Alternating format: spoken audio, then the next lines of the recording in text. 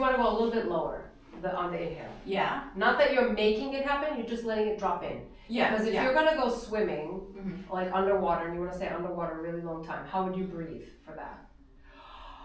You know? Because you want to go, okay, I'm not a fish, I need more air. And when we sing operatically, we need that much air.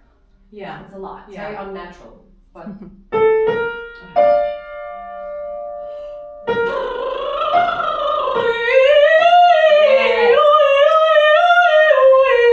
thank you.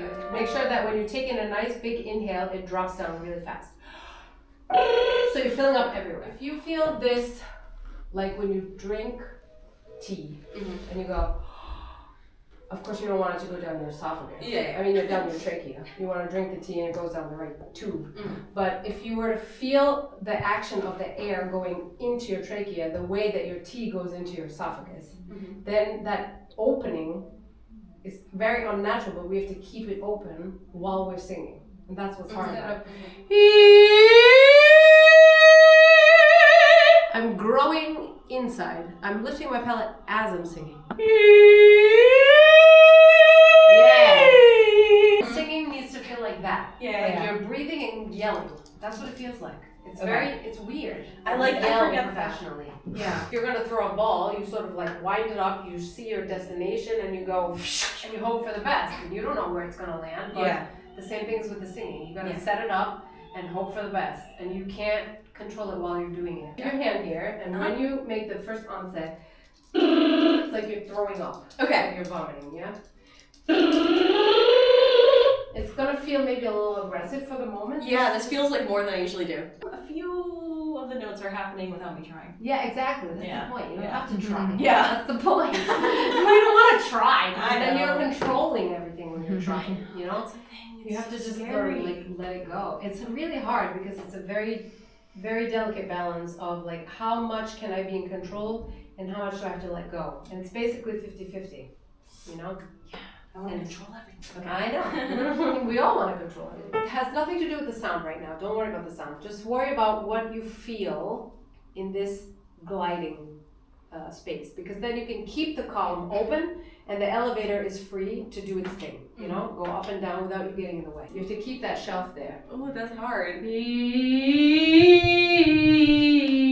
you work higher and you're not working in here. Okay. That square that I'm talking about is right here. That's as high as you go. Yeah. But we want you to go, whoop, your whole head is missing from the equation. Well, shoot. Well, shoot.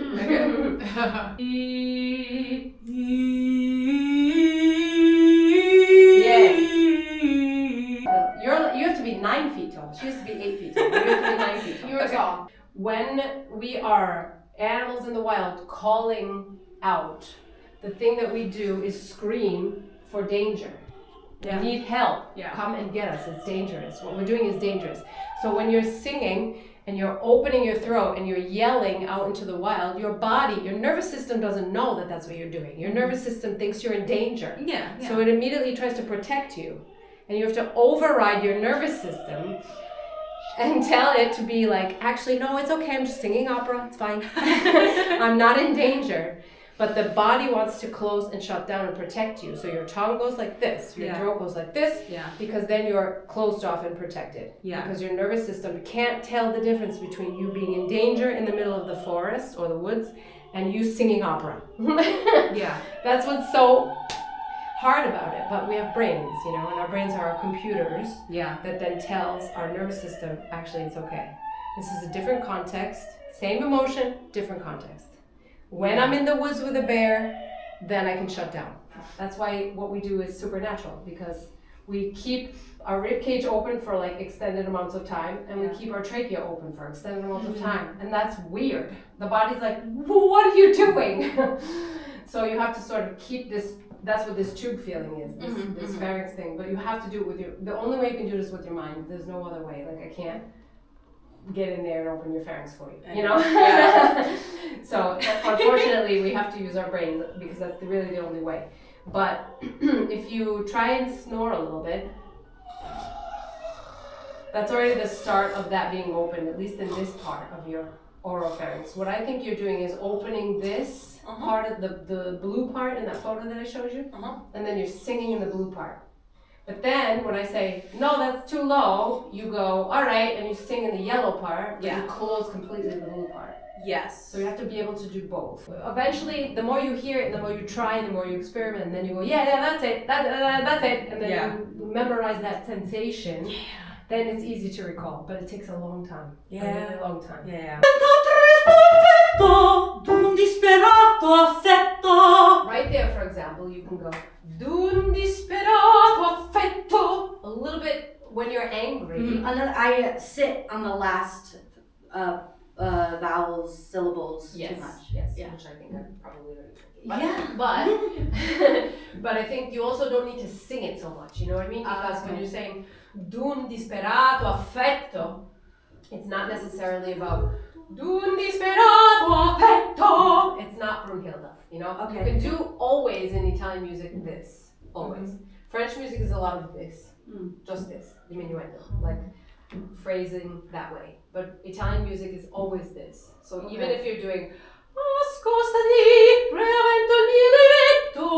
or you can choose to do that over both bars too. It's up to you. You can do two of them, one here, or one giant one. Yeah, I think I like the two with ascoltati paventa tristo effetto d'un disperato affetto. Oh, okay. So that sells too. I just didn't know that that's what you wanted, but you made it very clear just now. So okay. No funny. Ascoltati paventa tristo effetto d'un disperato affetto. Too much at the end. D'un disperato affetto. Affetto. D'un disperato affetto. Yeah. Odio me stessa. What's that word? Odio me stessa. Odio, not odio. Odio me stessa. Exactly. So he wrote it that way for that reason, because you have a half quarter note and a 16th note. Odio me stessa. Odio me stessa. See how he responds? Because he can hear the resonance. Yeah. You're searching for these high frequencies, almost like throat singing. You feel this like these really crazy vibrations. And those things are super helpful for us as opera singers when we're doing piano, pianissimo, messa di voce, diminuendo. And if ever you come up against something and you're not sure if your voice is working properly, if you have trouble adjusting the volume of your sound, that's indicative of some sort of a problem. Yeah. So if you can get softer, especially like doing a decrescendo, it's really hard if you have a nodule or something in the way. Yeah. So then you know. And play with the overtones in the room. Don't listen to yourself, or just listen to the ringing in your ears, actually. Yesterday I was really impressed with all of you, and I felt like, this is a really condensed period of time, but you guys have taken all the information and like absorbed it in the best way possible and like made it part of your instrument, and I've seen improvement in every single one of you, which is super exciting. So tomorrow just go in there, like Ananta said, and have fun. Schedule is what we did with Mirella Freni for 4 years. This schedule, every week, 4 years. Wow. I had 8 voice lessons a week for 4 years. Wow. It was like basically Luisella and me combined twice a day. So then we would sing in the morning, we would all go to lunch, and then we'd come back and sing in the afternoon. And when would you study? Never, because she didn't really want us to. She told us, don't go home and practice, don't even warm up by yourself. One day I was warming up by myself, and she opened the door, she's like, "Che cazzo stai facendo? Vieni con me!" So she like pulled me out of the warm-up room. She's like, boom! She purposely scared me because she knew I was the one there warming up every morning.